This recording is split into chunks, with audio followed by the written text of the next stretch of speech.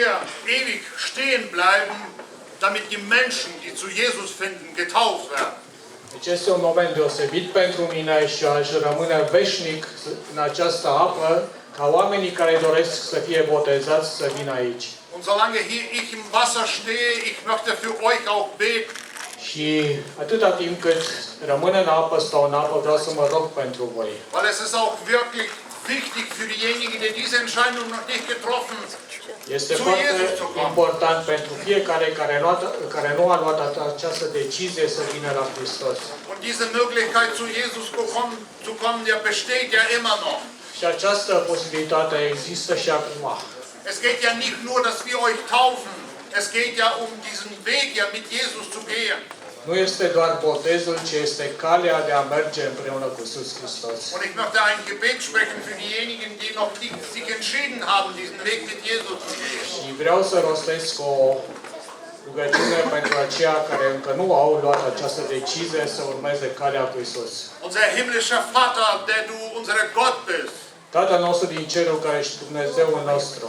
Wir freuen uns ja sehr, dass wir solche Menschen, die diese Entscheidung für dich getroffen haben, begleiten zu dürfen. Ne bucurăm pentru acești oameni care au luat această decizie și noi am putut să fim alături de ei. Aber wir wissen, Herr, dass in diesem Saal, aber auch außerhalb gibt es noch Menschen, die noch sich nicht entschieden haben, ja, diesen Weg mit dir zu gehen.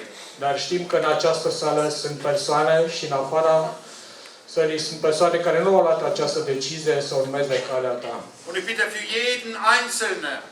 Și vreau să mă rog pentru fiecare în parte. Herr, du weißt die Herzen von jedem einzelnen Menschen, der heute hier ist auch. Tu cunoști inima fiecăruia care este prezent aici. Und falls es noch dazwischen steht, ja, wo die Entscheidung noch nicht getroffen ist. Și dacă decizia încă nu este luată, möchte ich dich bitten, dass du mit den menschlichen Herzen arbeitest. Te rog să lucrezi la inima acestor persoane. Dass die Menschen tatsächlich spüren, dass sie dich brauchen. Ca acești oameni, aceste persoane să înțeleagă că au nevoie de tine. Ich bitte dich, dass du jeden Einzelnen heute ansprichst. Și te rog, Doamne, să-i te adresezi fiecăruia în parte. Damit die spüren und wissen, der Weg ist ja geöffnet und du kannst ja deinen Segen geben, jeder, der dich sucht. Ca să simtă că calea este deschisă și tu vrei să binecuvântezi pe fiecare care te caută. Ich danke dir dafür, dass du